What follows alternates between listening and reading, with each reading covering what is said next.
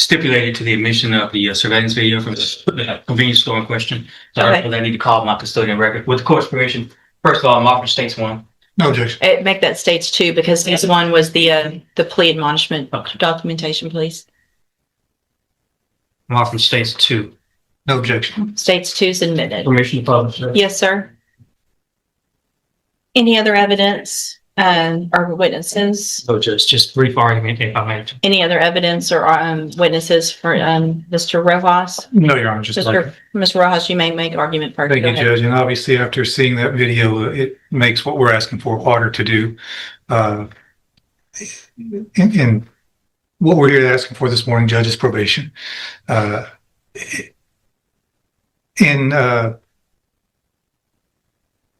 Fontes, he is a young offender.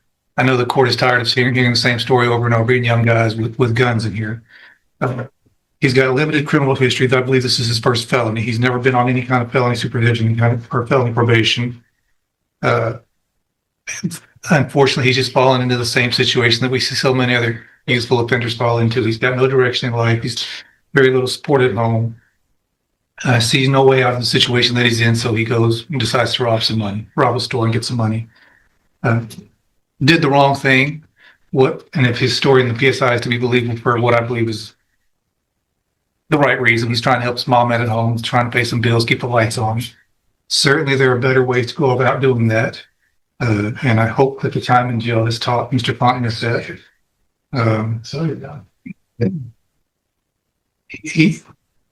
We've got options here, Judge. We can send him to prison or we can put him on probation. Certainly, he's on the road if this conduct continues, he's on the road with prison. I don't know that the day is the best time to make that exit for him. He's got a long life to live. We can send him to prison. He can be there for a few years and come back out. I don't know that he's going to get the help that he really needs in prison. There are programs available on probation that if he's serious about turning his life around, like he says in the PSI, those programs can help him.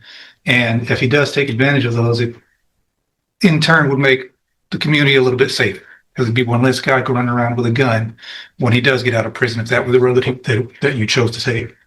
Planning on living at home with his mom. I think he has some younger siblings there. To his benefit, before he was even arrested, he started a GED.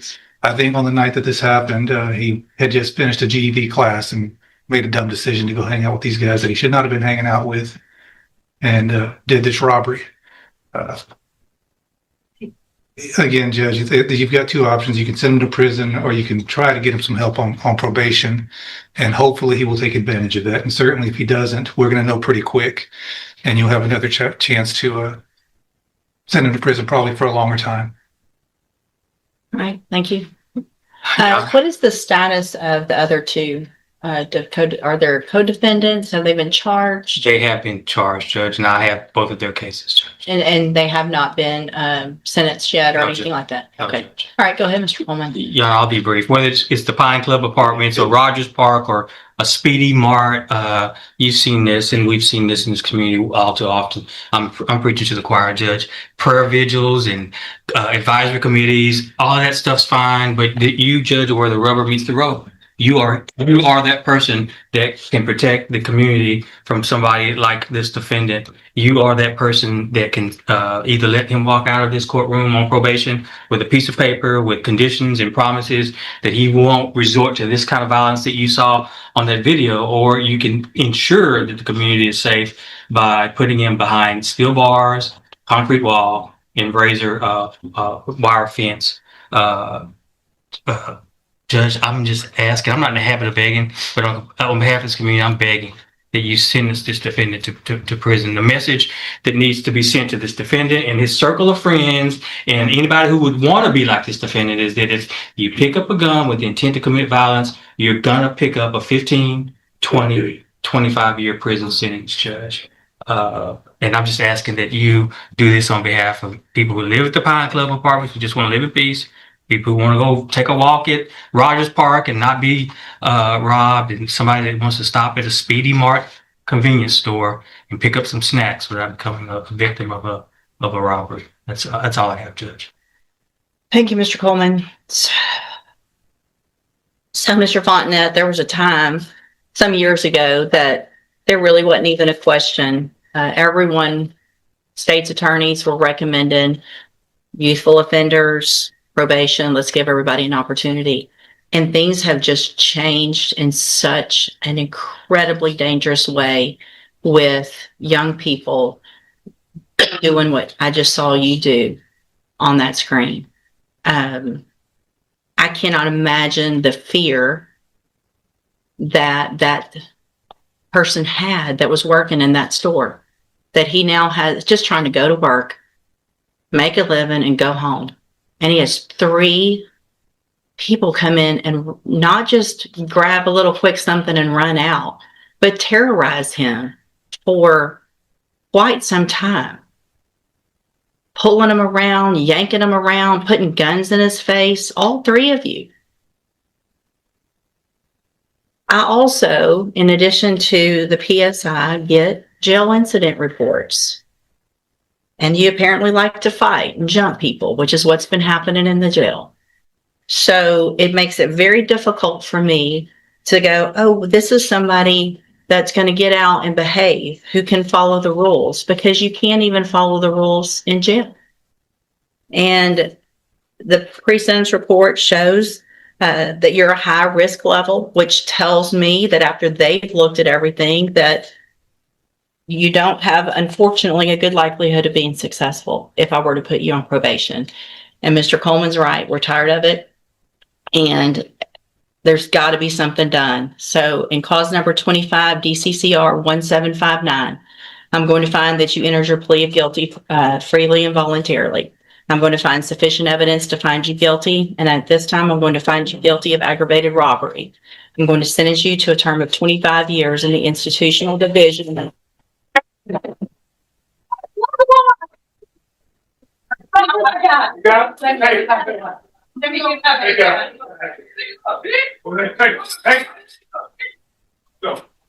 on, Mom. Here. I'm going to sentence you to a term of 25 years in the institutional division of the Texas Department of Corrections. You will receive credit on that sentence for any time that you've been in custody that the law gives you the right to receive. I'm handing you the trial court certification. This was not an agreement. You have some rights to appeal. I have also handed you a written admonishment regarding your ineligibility to possess a firearm or ammunition. Because of the judgment entered against you, you're ineligible under Texas law to possess a firearm or ammunition. Possession of a firearm or ammunition could lead to charges against you. You can talk to Mr. Rojas about any questions you have about that. I am making an affirmative finding of a deadly weapon. Mr. Fontenette, I understand that this is harsh, and I know you believe this is harsh, but I think this is necessary. I hope that you go and you make things right. You can get out of prison. You're still going to be young, and you can make your life better. Just one, Judge, and just so you know, the court, we brought him down here from Minnesota. He's also serving time up there. He wanted to come back and resolve these. Okay.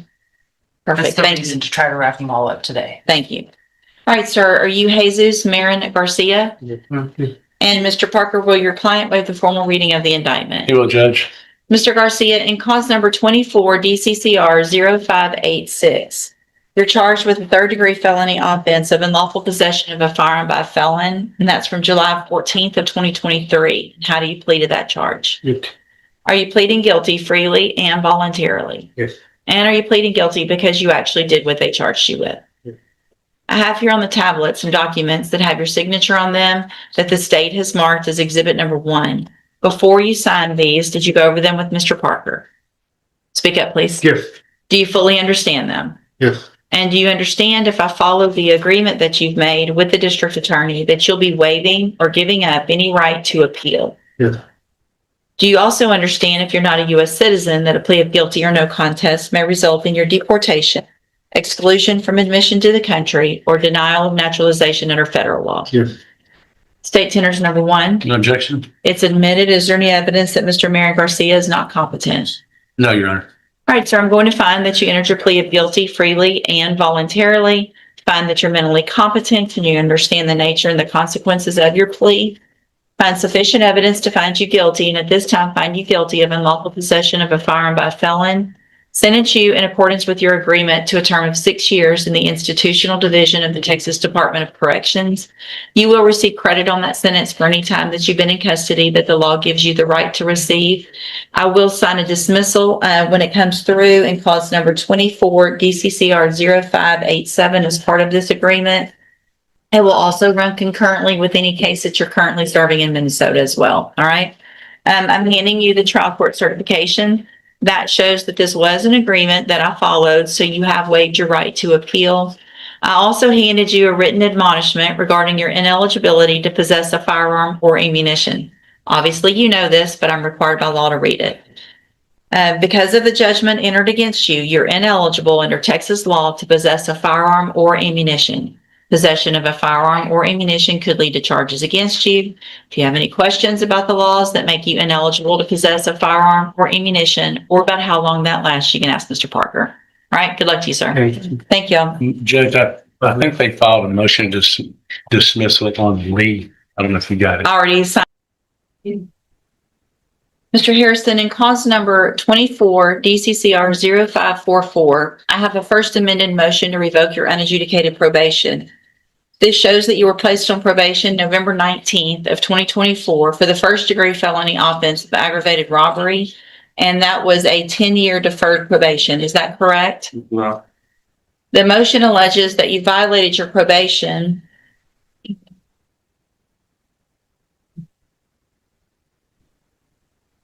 Count 1 alleges that you failed to report as directed on or about March 31st of 2026. Is that true or not true? True.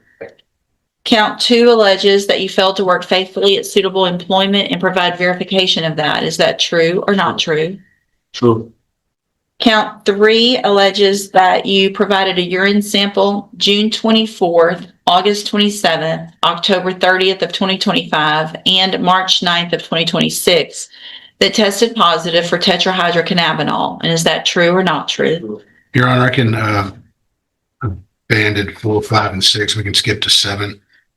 Count 7, let's see, state abandons 4, 5, and 6.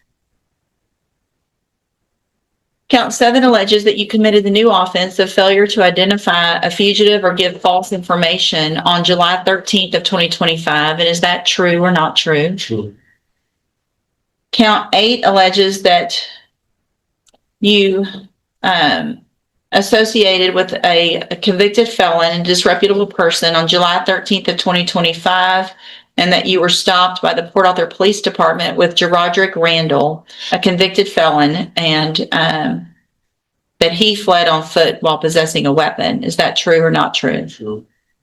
Did you enter your pleas of true to counts 1, 2, 3, 7, and 8 freely and voluntarily? Yes, ma'am. And did you plead true to those counts because they're actually true? Yes, ma'am. Well, give me just a second.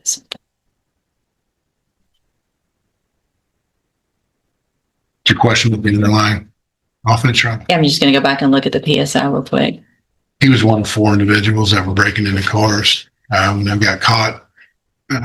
One of them fired a shot at the person who confronted them while they were breaking into cars at a parking lot.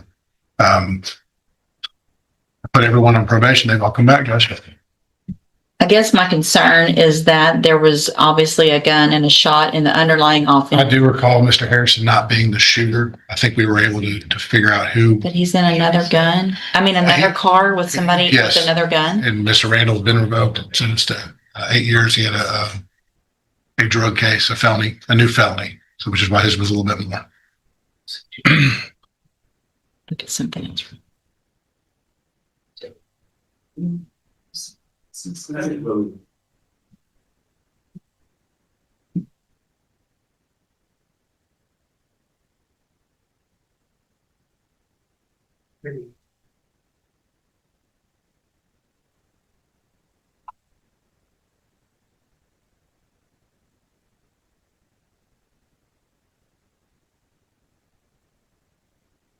Do you happen to have the PC for that?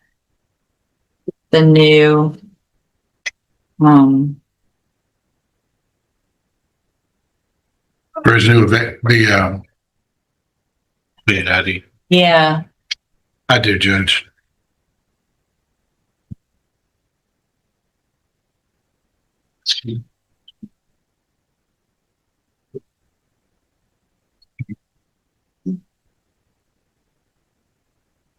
Thank you.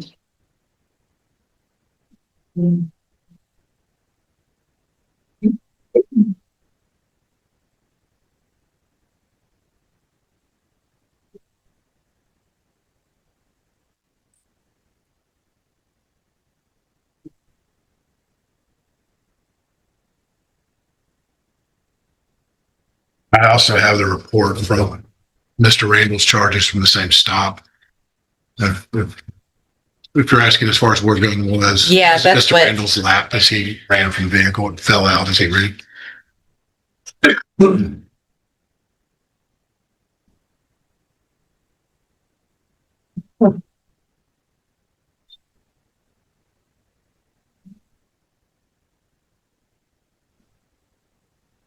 Obviously, I'm just having some concern. I understand her. Yeah,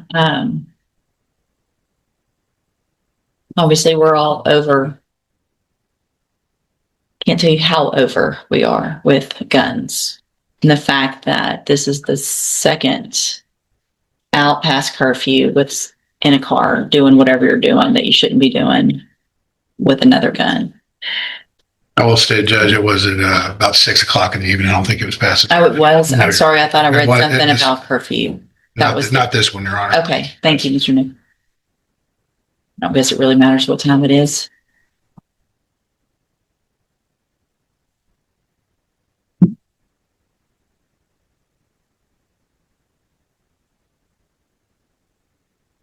And the other three that have already been revoked. Mr. Randall received 8 because he was in possession of a firearm. So was he one of the original I think so, Judge. I do know that. co-defendants under the underlying case as I well? believe that's why he wasn't supposed to be hanging out with him.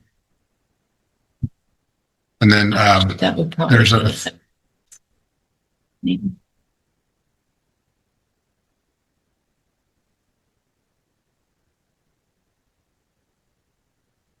the- It'll be up in here.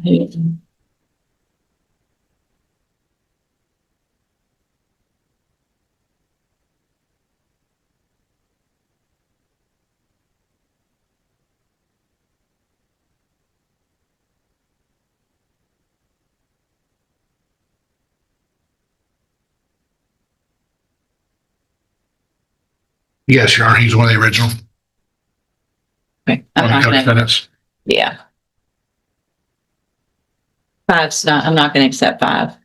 Not if you're already on probation with the same person for aggravated robbery with 3 guns in that car, another gun in this car.